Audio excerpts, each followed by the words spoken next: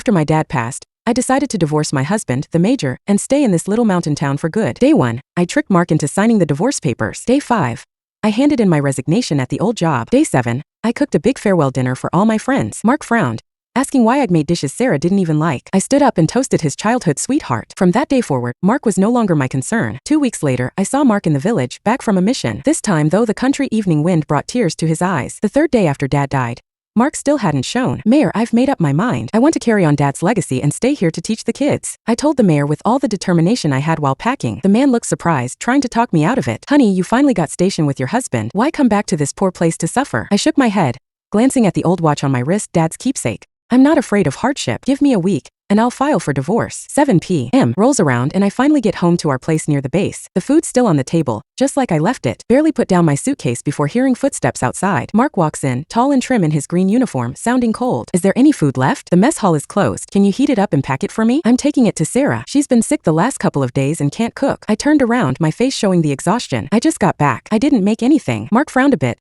didn't ask where I'd been or seem to care about my fatigue. He heads straight to the kitchen after getting my answer.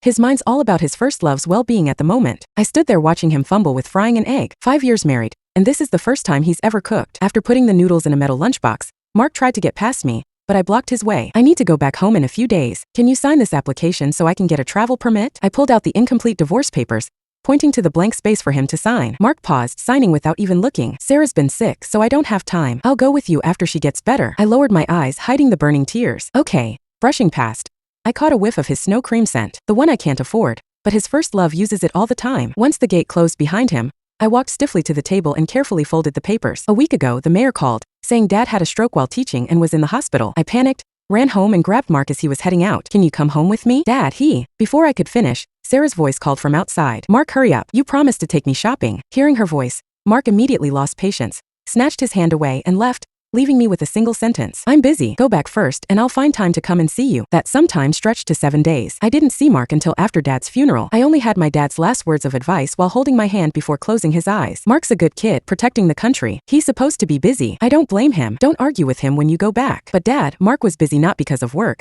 but because he was with Sarah. Wiping away the tears, I cleaned up the dishes and put them away. Countdown to leaving. 6 days left. On the first day, I went alone to the political commissar's office. Here's the divorce application with Mark. I hope the organization can approve it soon. The commissar paused while drinking tea, quickly picking it up to examine it closely. After seeing our signatures on it, he sighed deeply. Weren't you and Mark doing well? How did you get to the point of divorce? Yeah, how did we get here? Mark and I met through a matchmaker. He was a promising captain in the army, and I was a gentle, kind elementary school teacher. Everyone said we were a good match. But since Sarah came back, all I heard was, Major Mark is so good to Miss Sarah. Shaking my head to get rid of the distracting thoughts, I answered the commissar's question. Commissar, feelings can't be forced. We just want to part ways peacefully. The commissar didn't say anything, putting the application in the drawer. Come back in a couple of days to pick it up. Leaving the office, I went to the supply and marketing cooperative. As soon as I got to the counter, I saw the snow cream on the shelf. I've never been able to buy it for myself in the 5 years we've been married. Following my gaze, the older woman at the supply and marketing cooperative smiled and joked. I saw Captain Mark buy 5 or 6 jars of snow cream a couple of days ago. Did you use it up so quickly? Miss,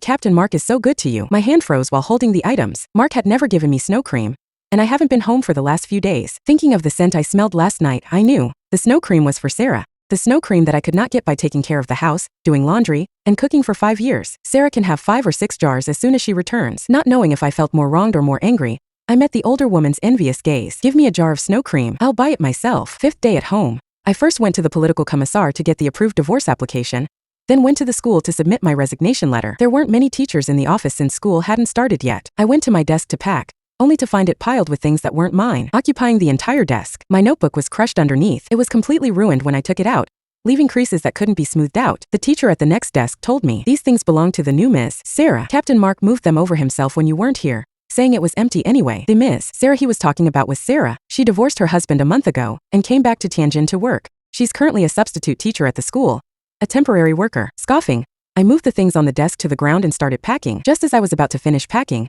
a surprise shout suddenly came from behind. Sarah stood in the doorway with Mark, who said he would accompany me, behind her. Mark, look, why are my things on the ground? Mark walked in and immediately blamed me. You Nanqing, it's just a few things. When did you become so petty? Sarah tugged on his sleeve, saying pitifully, I'm sorry, miss. I just thought you weren't here these days, so I just used it temporarily. I didn't mean to make you angry and throw my things on the ground. As she spoke, she was about to bow to me. Mark immediately helped her up, His eyes cold. You Nanqing, don't go too far. Sarah didn't mean to. Get over it. How many times has he been angry with me for Sarah's sake? I can't remember. Not wanting to be involved in this farce, I left with the box in my arms. I was tripped by a foot as I passed Sarah. Mark's eyes narrowed as he tried to help me, but it was too late. I fell to the ground, the contents of the box scattered everywhere, and my wrist was scratched. Mark stepped forward and reached out his hand to me. Then, as if he saw something, he picked up 2 letters from the ground. Resignation letter, and another one is. I quickly stood up and snatched the letter from his hand in a panic. I can clean it up myself. Don't mess it up for me. Not expecting me to react so strongly, Mark stared at me in shock. You want to resign? I opened my mouth, not knowing how to explain. Mark suddenly laughed. If you resign, won't there be a job opening? If Sarah gets a regular job,